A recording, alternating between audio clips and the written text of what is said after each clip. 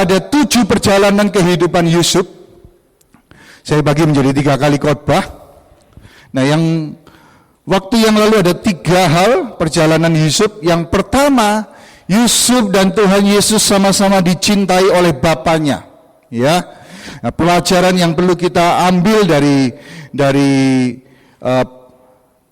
hal itu adalah kehidupan Yusuf baru berdampak ketika dia hidup dalam kasih, bukan cuman menerima kasih Bapaknya, menerima hidup dalam, tapi hidup juga di dalam kasih, memberikan kasih itu kepada saudara-saudaranya, sekelilingnya yang ada. Itu yang pertama. Yang kedua, saya nggak ngulangi lagi. Yang kedua, mereka sama-sama dijual sebagai budak, saudaraku. Ya, Yusuf dan Tuhan Yesus dijual sebagai budak, tetapi walaupun mereka dijual sebagai budak, tapi mereka tidak punya mentalitas budak, mereka punya mentalitas pemenang, sehingga mereka mengalami kemenangan di dalam kehidupan mereka. Itu yang kedua. Yang ketiga, sama-sama ditinggikan setelah penderitaan yang mereka harus lalui. Ya, pelajaran yang perlu kita ambil adalah sekalipun kita ditindas, pasti ada kemuliaan yang Tuhan sediakan setelah itu. Ya, itu yang 3 hal yang kita sudah pelajari di khotbah saya sebelumnya. Nah, hari ini saya akan bagikan tentang 2 hal. Yang pertama, yang keempat ya. Tuhan Yesus dan Yusuf adalah tokoh yang luar biasa. Ya. Saya mengamati Alkitab dan saya melihat tidak ada satu orang pun di Alkitab yang sesempurna Tuhan Yesus. Tapi Yusuf ini muncul sebagai seorang yang luar biasa, mengagumkan. Kalau kita perhatikan kehidupan Yusuf, kayaknya nggak ada cacat celanya ya. Nggak ada dosanya, nggak ada kesalahannya. Padahal Alkitab merupakan satu buku yang paling jujur menurut saya dari semua buku-buku yang lain. Daud punya kesalahan, ya. Saul punya kesalahan, Paulus, Petrus punya kelemahan, Petrus deny Jesus. Tapi Yusuf ini menarik, saudaraku. Yusuf ini luar biasa. Dia menjadi salah satu tokoh yang mungkin hampir sempurna. Saya nggak bilang sempurna seperti Tuhan Yesus, hampir sempurna di dalam perjanjian lama sebuah tokoh. Nah, mereka yang pertama yang kita perlu belajar di seri kedua ini, mereka berdua ditempatkan di antara 2 orang narapidana, yang satu diselamatkan dan yang satu dihukum. Oke? Yusuf ditempatkan di penjara dan Tuhan taruh 2 orang, yaitu satu juru minum, kepala minum, dan satu juru tukang roti.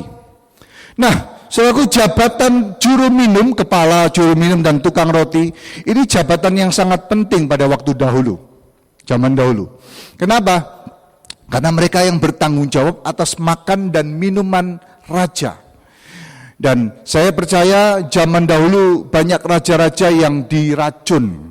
Mereka nggak bisa mengalahkan kerajaannya, mereka membunuhnya dengan cara diracun. Nah, orang-orang ini yang bertanggung jawab atas makanan dan minuman raja. Bahkan dia adalah orang yang dipercaya untuk mengambil, mencicipi makanan atau minuman sebelum raja itu minum. Jadi kalau dia ada orang yang mau meracuni raja, maka mereka ini adalah orang-orang yang makan mati dulu. Nah, saya nggak tahu, nggak dikasih beritahu apapun kesalahan mereka itu apa. Tapi mereka berdua dihukum. Dan mereka dimasukkan dalam penjara. Dan mereka ditempatkan di dalam satu tempat penjara bersama-sama dengan Yusuf. Di sebelah kanan dan di sebelah kiri. Akhirnya 2 orang ini bermimpi, sama-sama bermimpi. Dan ketika mereka nggak tahu mimpinya apa, arti mimpinya, mereka bertanya kepada Yusuf. Mereka hatinya sedih, mereka bertanya. Dan akhirnya Yusuf berkata bahwa aku akan menolong kamu, aku akan minta Tuhan untuk menerangkan arti mimpi ini kepada kamu.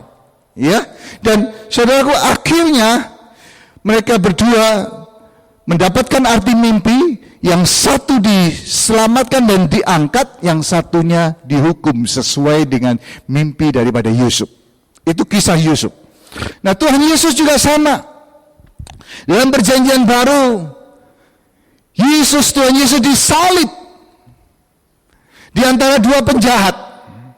Saya percaya hukuman salib adalah hukuman yang memiliki kejahatan yang besar, yang jahat, saudaraku. Seorang pembunuh biasanya dihukum mati di atas kayu salib. Ya, mereka berdua adalah penjahat yang besar, orang-orang yang melakukan banyak kejahatan. Tetapi di antara salib itu, satu percaya kepada Yesus dan satu tidak percaya. Yang satu diselamatkan. Alkitab katakan, Tuhan Yesus berkata bahwa pada hari ini engkau bersama-sama dengan aku di Taman Firdaus. Bahkan Gereja Katolik mengangkat orang yang diselamatkan ini dan memberikan predikat santa, ya. Ada Santo Dismas, namanya Dismas, ya, diakui sebagai seorang yang benar karena anugerah Tuhan. Nah, dua-dua ditempatkan di antara dua narapidana, yang satu selamat, yang satunya dihukum dan binasa.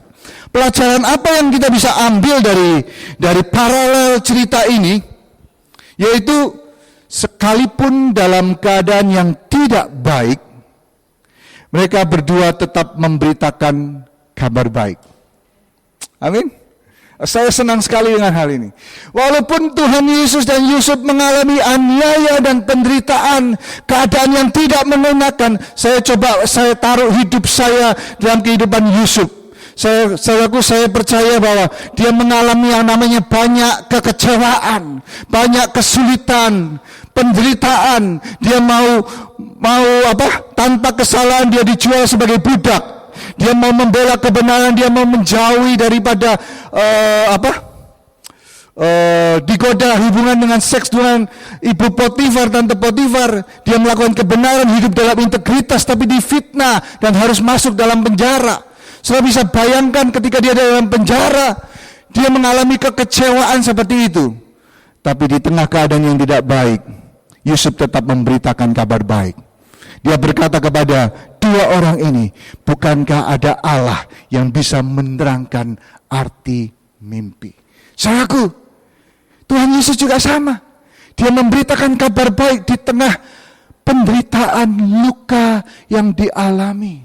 Saudaraku, dia harus dicambuk sebelum berjalan ke Golgota.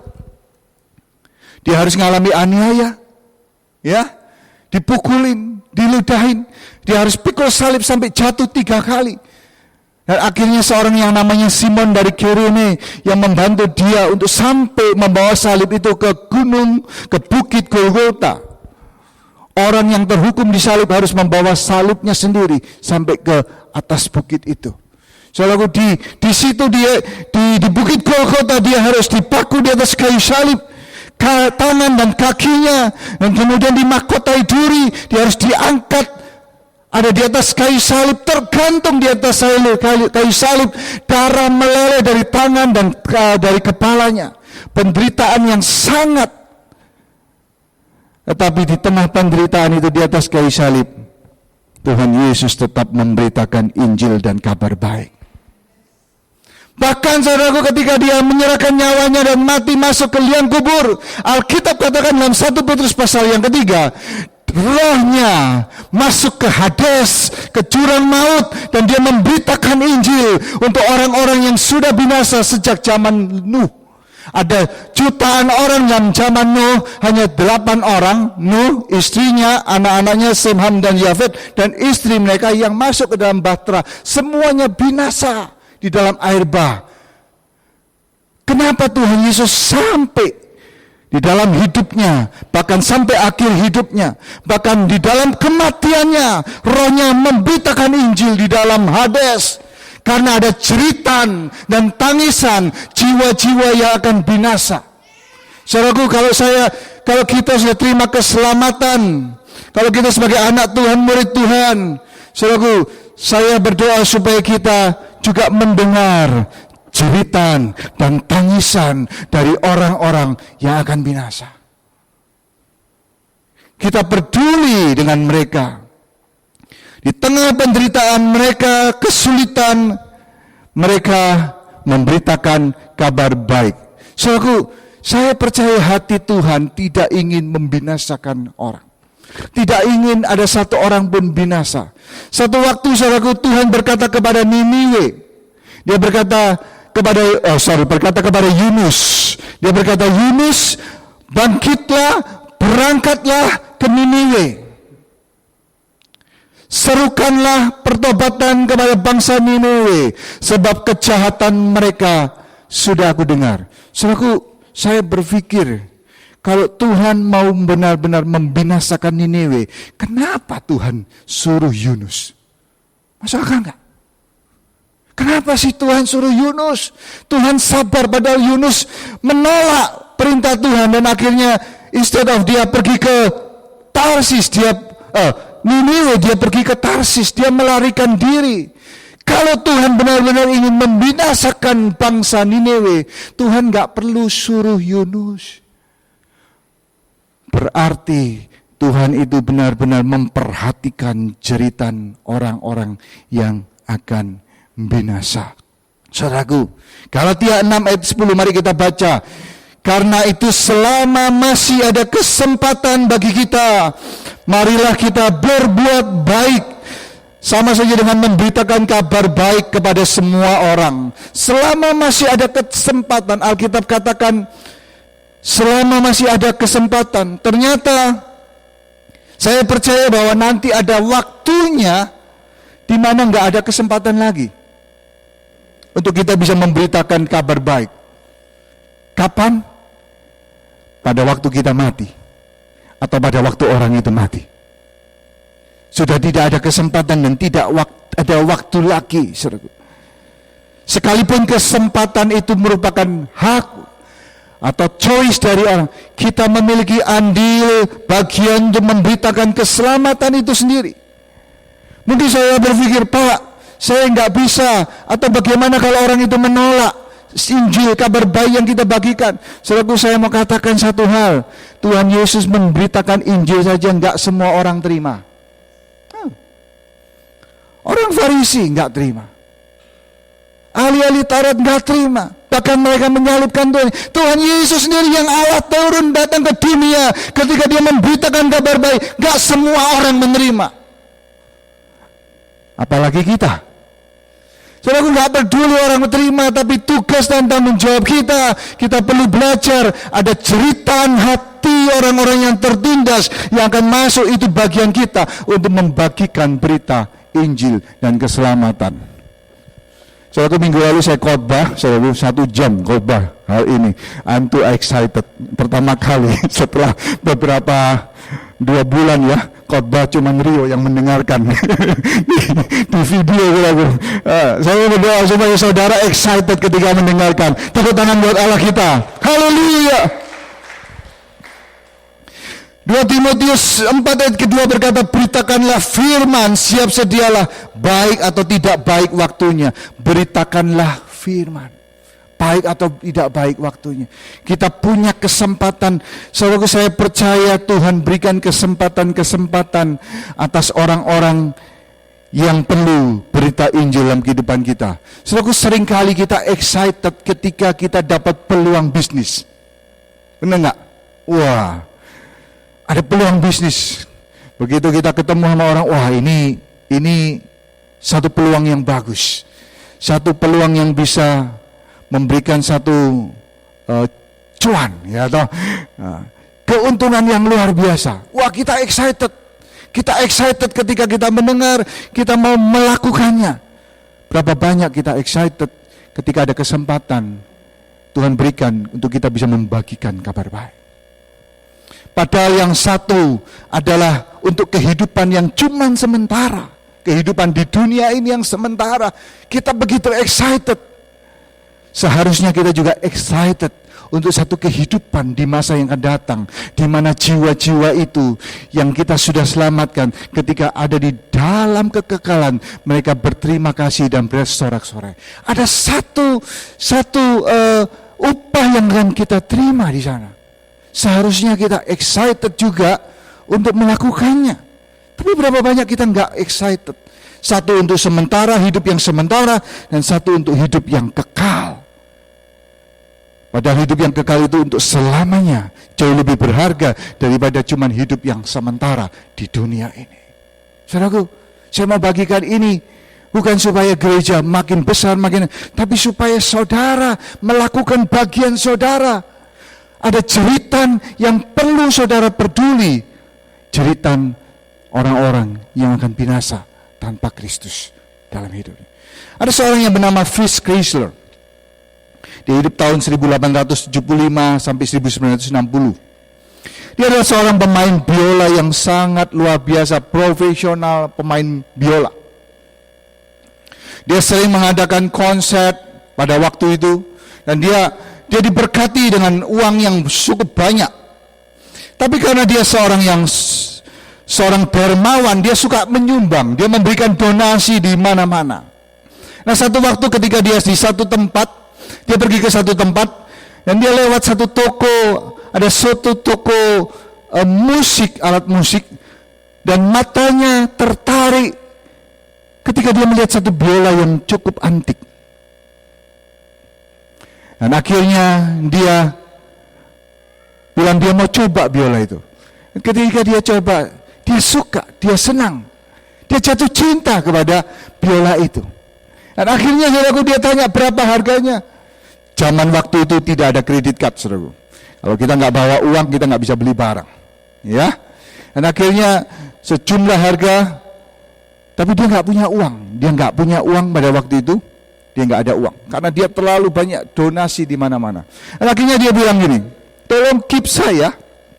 1 minggu saya akan kembali ke tempat ini, saya akan beli.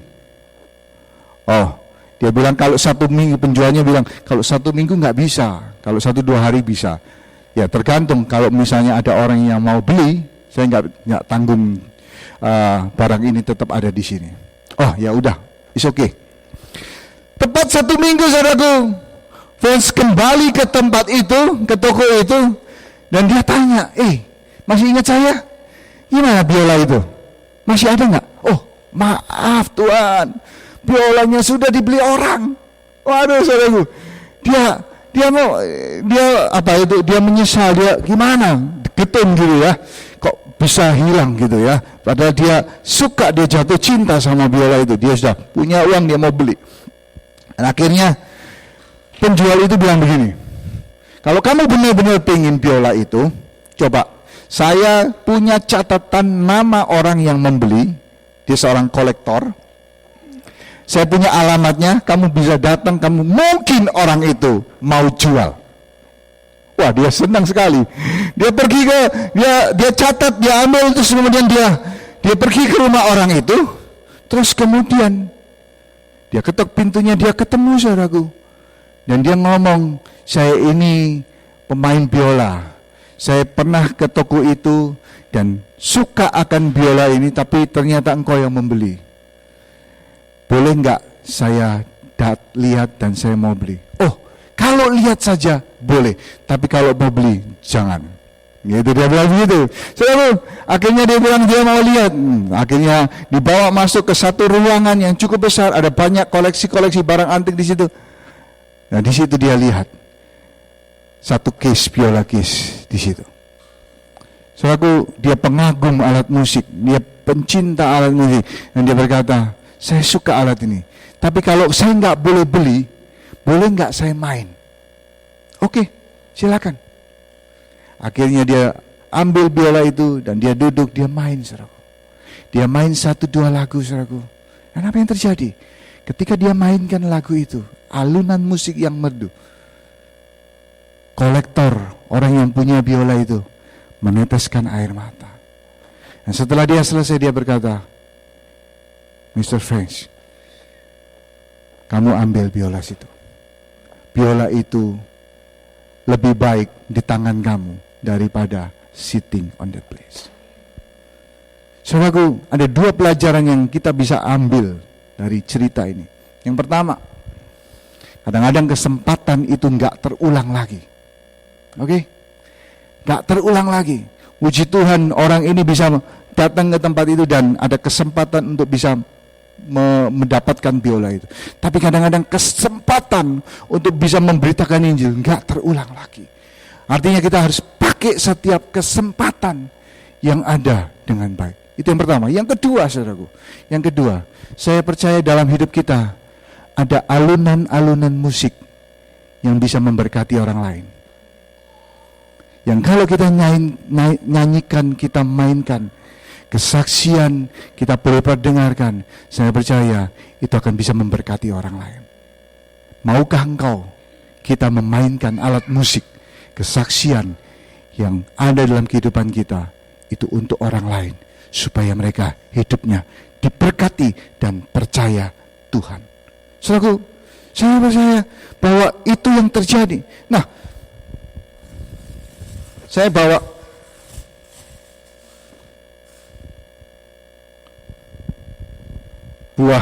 satu buah. Saudara tahu buah apa ini? Apel ya? Benar ya? Persimmon? Oke, ini buah apel.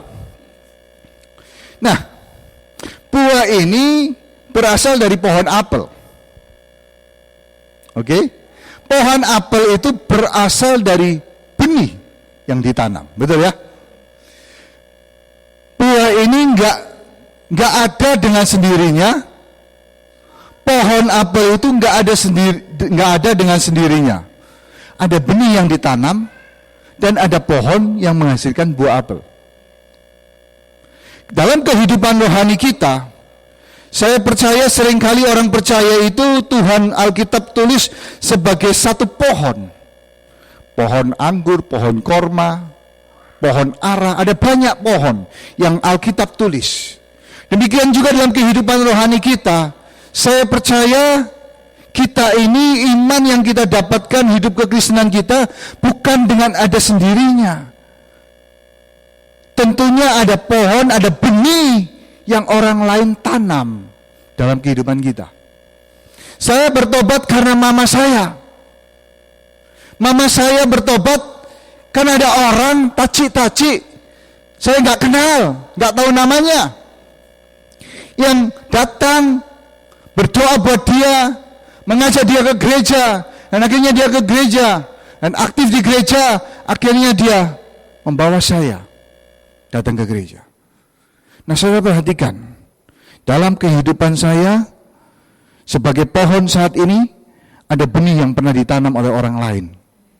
Tapi seringkali, ketika kita makan satu buah, entah buah, kita suka seedless, ya, anggur seedless saya suka, anggur yang sama seed saya nggak suka, seringkali merepotkan. Tapi perhatikan, tidak ada buah tanpa biji. Ya, semangka ada bijinya semua. Tapi seringkali kita makan buah dan kita selalu buang bijinya. Betul? Ada yang suka makan biji? Oh, Pastor Stephen.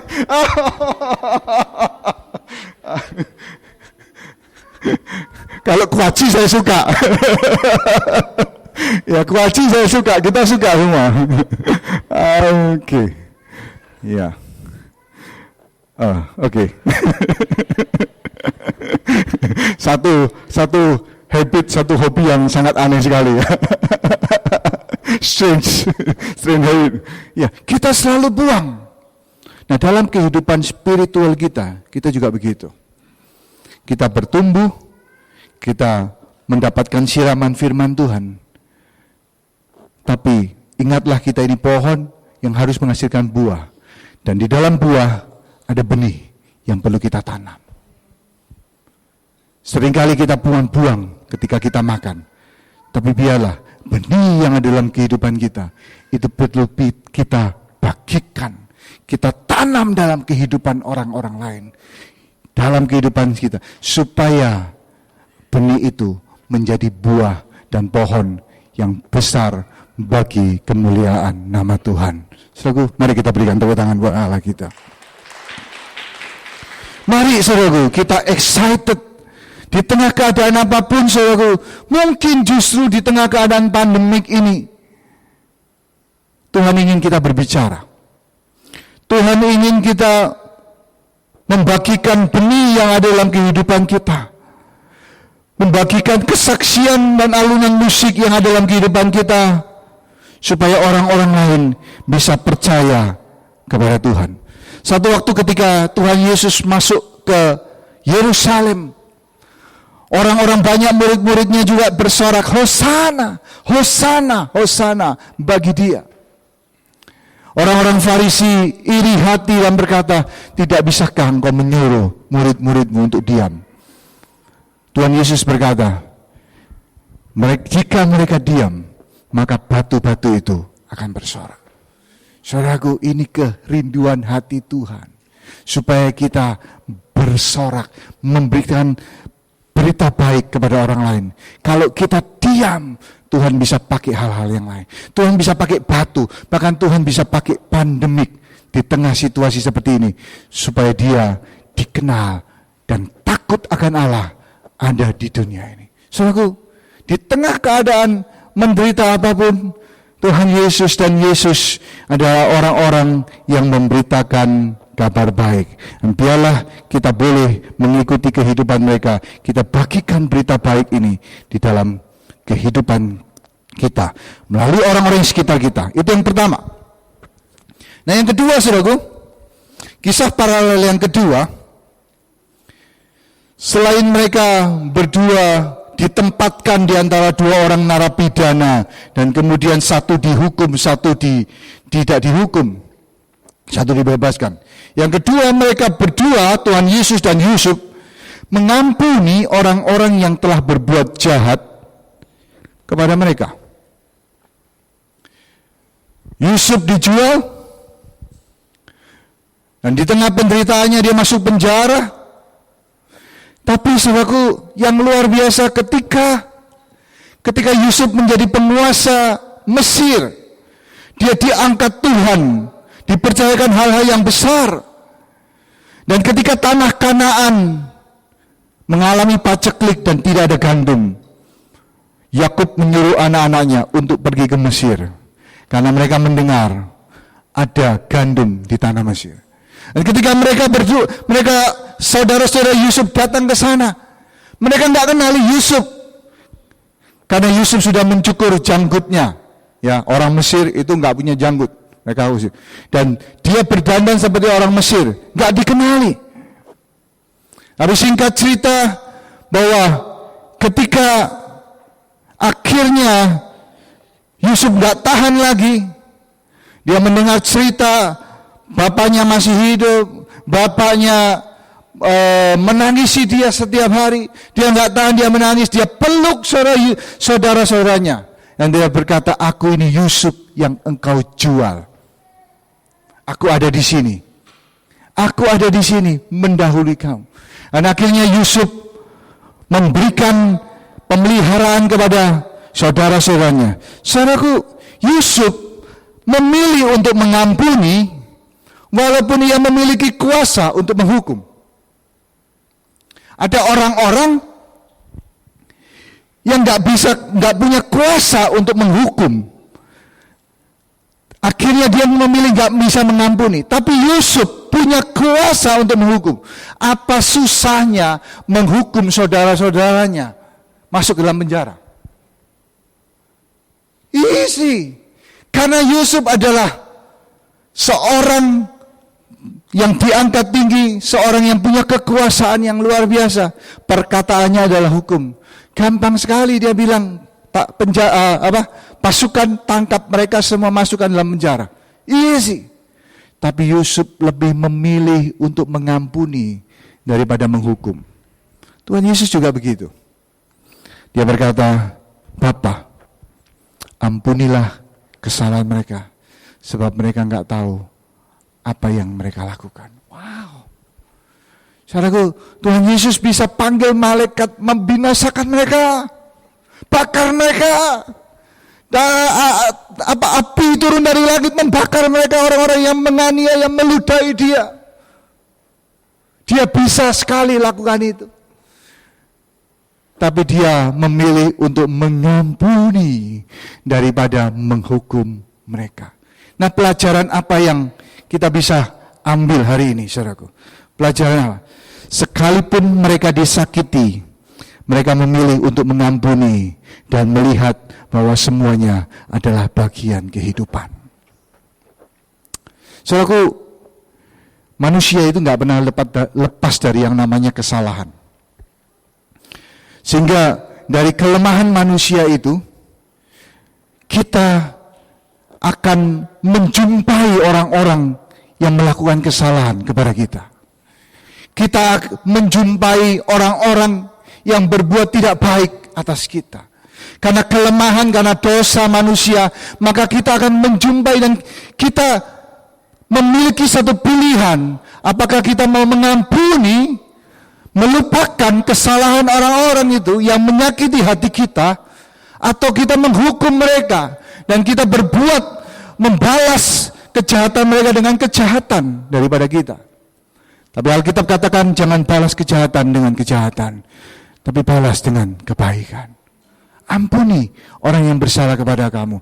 Alkitab katakan ampuni, bahkan bukan cuma orang-orang itu, musuh-musuhmu, orang yang menyakiti engkau, saudaraku. Yang luar biasa, saudaraku, Tuhan ingin supaya memberikan satu contoh supaya kita bisa hidup dalam satu pengampunan. Nah, apakah mengampuni itu mudah? Siapa yang bilang mudah?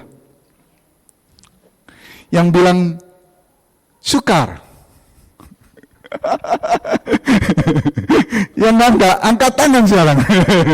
Saudaraku, mengampuni itu enggak mudah.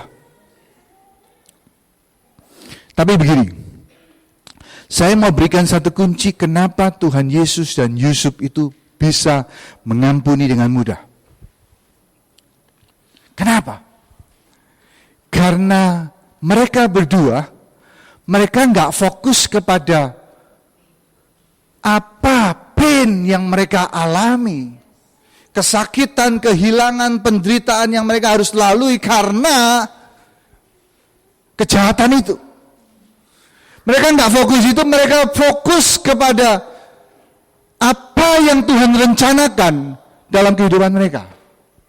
Yusuf bisa melihat rencana Allah bahwa dia harus lalui semua itu, betrayal, dia dijual sebagai budak, dia dianiaya, dia difitnah, apapun yang sakit yang dia lalui itu untuk memelihara satu kehidupan, untuk membuat satu rencana Allah terjadi, tergenapi dalam hidup Yusuf. Yusuf bisa melihat, dia nggak fokus kepada kesakitan, apa yang diderita, dialami dia fokus kepada rencana Allah. Dan ketika dia fokus kepada rencana Allah, apa yang Tuhan sediakan, dia bersuka cita dan dia bisa melupakan dan dia bisa mengampuni rasa sakit itu. Tapi ketika orang berfokus kepada apa yang dialami, saudara dikhianati, saudara fokus kepada pengkhianatan itu, saudara benci, dan mungkin saudara ditipu oleh orang lain, rekan bisnis saudara pikir uang yang hilang saudara, ratusan juta, ratusan miliar rupiah, saudaraku sakit, saya harus alami seperti ini, saya haruslah ngalami penderitaan seperti ini. Mungkin saudara ada orang, mungkin anak saudara dimarahin, sebenarnya melawan saudara, terus saudara marah, high blood pressure saudara tinggi, dan akhirnya saudara mengalami keadaan yang tidak mengenakan, harus masuk rumah sakit. Saudara benci. Saya mengatakan saudara nggak akan mungkin bisa mudah mengampuni kalau saudara berfokus kepada apa yang saudara alami. Kesakitan, penderitaan, kehilangan saudara, sulit sekali. Tapi mari kita berfokus kepada rencana Allah dalam kehidupan kita. Ketika kita fokus kepada itu seperti Yusuf, Tuhan Yesus percaya sakit, diludahi. Siapa yang pernah diludahi? Jangan ya, COVID begini jangan sampai diludahi. Saudaraku, dihina saja saudaraku, kita udah tersinggung, kita marah, kita mau balas, kita mau pukul. Apalagi diludahi saudaraku. Tapi Tuhan Yesus terima semua itu. Karena dia berfokus, aku harus sampai di atas kayu salib dan mati di sana untuk menyelamatkan setiap manusia. Oh saudaraku, ketika kita berfokus kepada apa yang rencana Allah dalam kehidupan kita, kehendak Allah, kita akan lebih mudah mengampuni. Coba fokus kepada situ. Nah, saudaraku, Yusuf lupa enggak peristiwa itu? Apakah saudara berpikir, kok mudah sekali ya Yusuf mengampuni? Mungkin dia udah pikun atau udah linglung, gitu. Lupa. Enggak, Yusuf enggak lupa loh. Dalam Kejadian 45 ayat yang 5 dia, kamu yang menjual aku. Yusuf ingat, kamu menjual aku, tetapi untuk itulah Tuhan mau untuk memelihara satu kehidupan bangsa yang besar.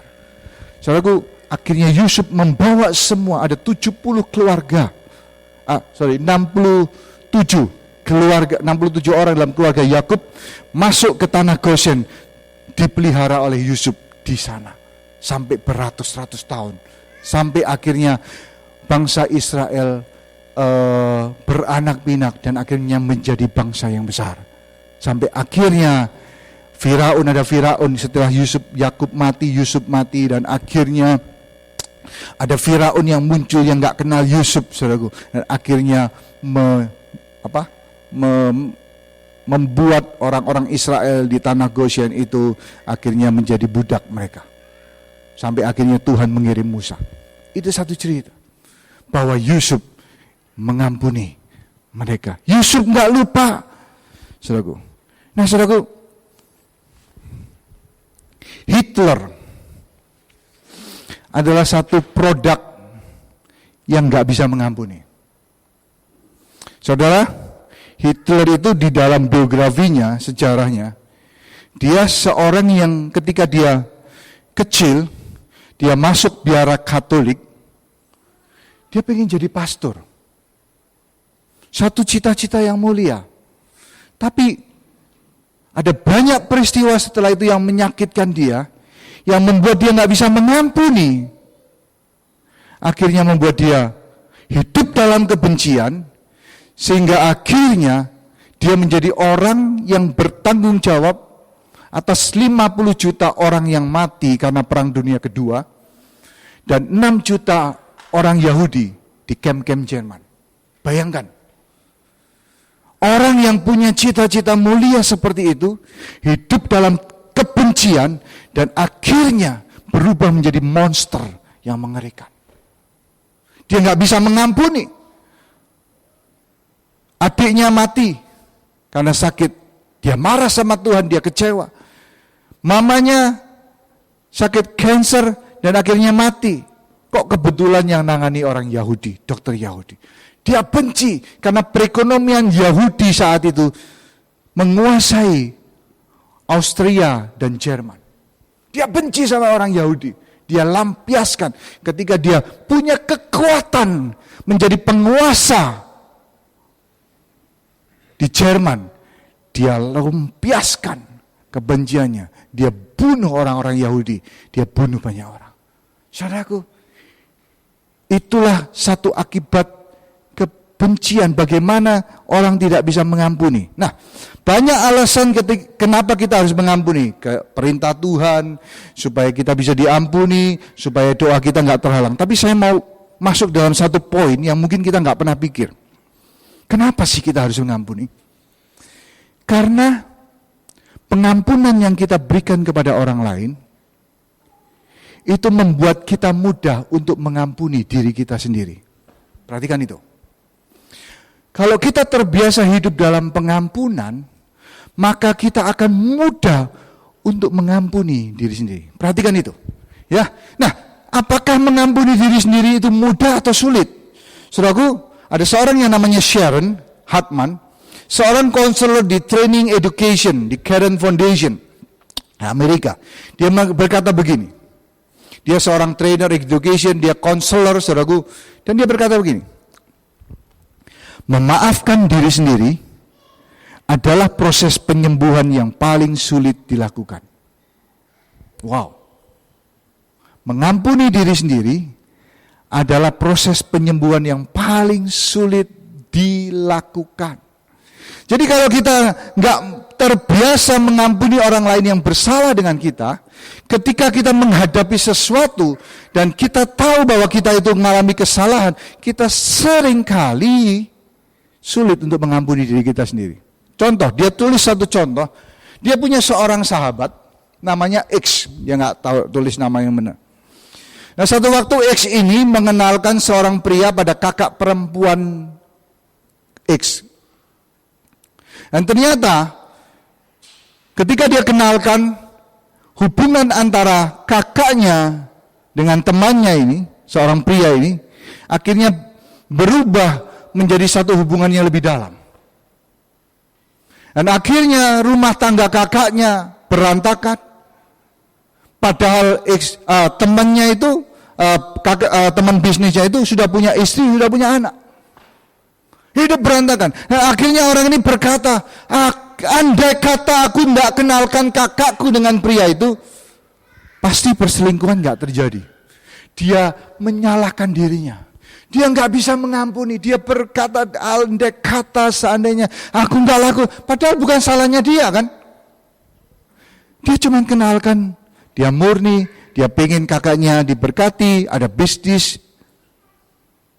Tapi dia blame dirinya sendiri karena dia melihat apa yang dilakukan walaupun bukan kesalahannya.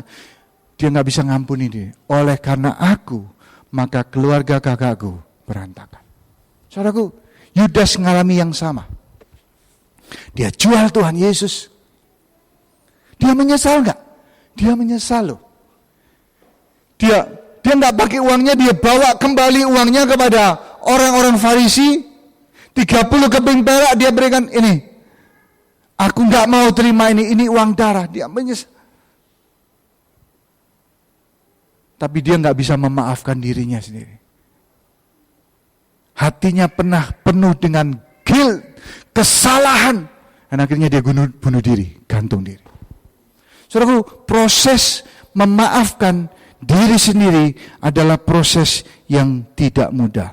Sehingga saya percaya bahwa ketika kita terbiasa mengampuni orang yang bersalah kepada kita, kita terbiasa untuk mengampuni diri kita sendiri.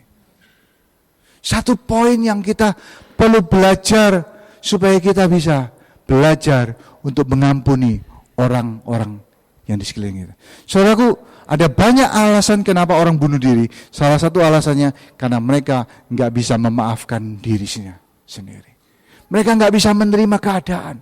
Mereka nggak bisa menerima semuanya, memaafkan. Akhirnya mereka blame kesalahan mereka, diri mereka untuk satu kesalahan, satu kejadian yang fatal yang berakibat untuk orang lain.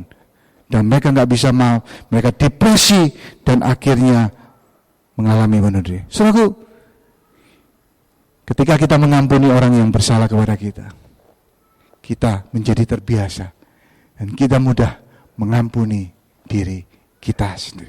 Karena itu saudaraku, hiduplah dalam pengampunan. Ada banyak orang-orang yang bisa menyakiti kita.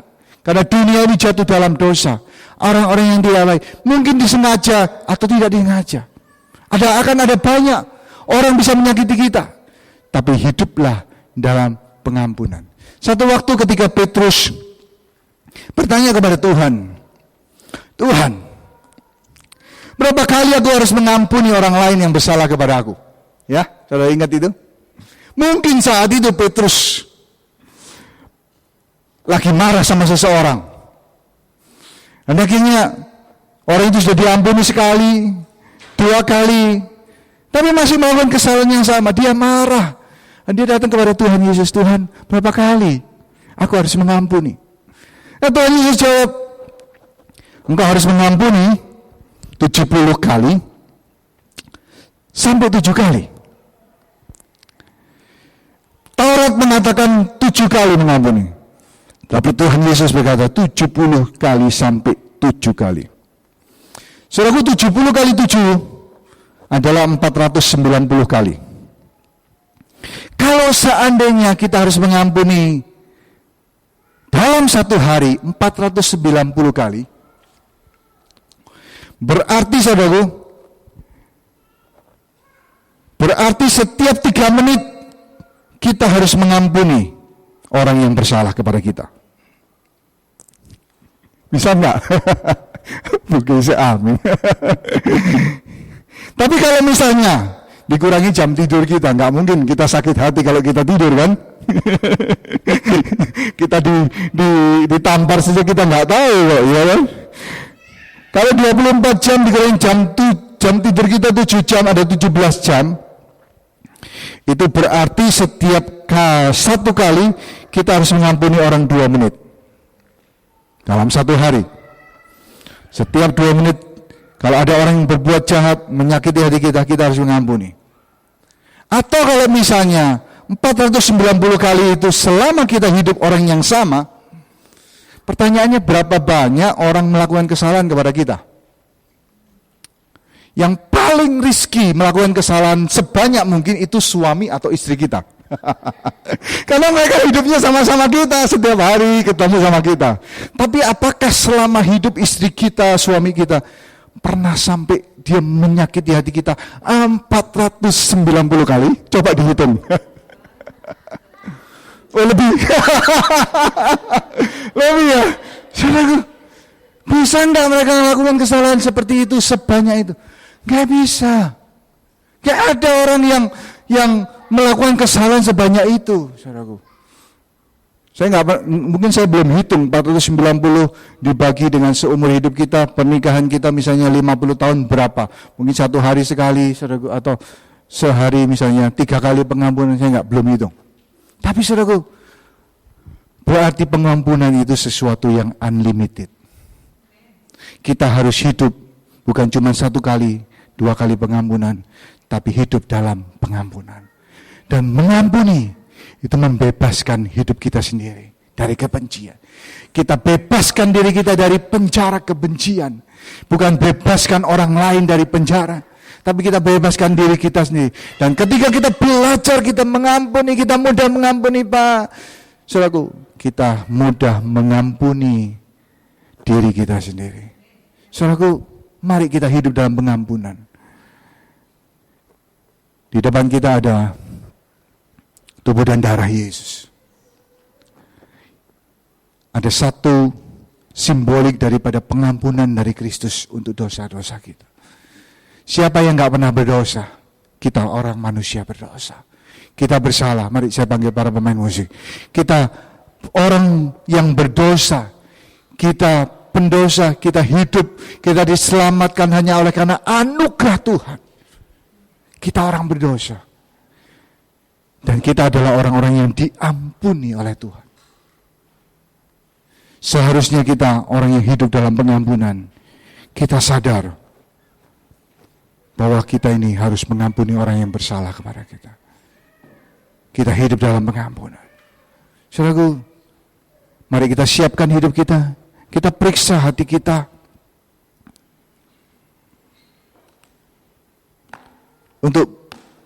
Supaya kita bisa menerima pengampunan dari Tuhan, hidup dalam pengampunan. Sekalipun ada orang-orang yang bersalah menyakiti hati kita, mari kita enggak fokus kepada apa yang kita alami. Kita fokus pada rencana Tuhan dalam kehidupan kita. Mungkin saudara bertanya, Tuhan, Pak, apa rencana Tuhan? Saya enggak tahu. Kehendak Allah yang kehidupan kita. Kenapa orang itu bisa menyakiti hati saya? Mari kita renungkan firman Tuhan, kita hidup, kita dekat dengan Tuhan, supaya kita bisa tahu apa kehendak Allah dalam kehidupan kita. Saya panggil para petugas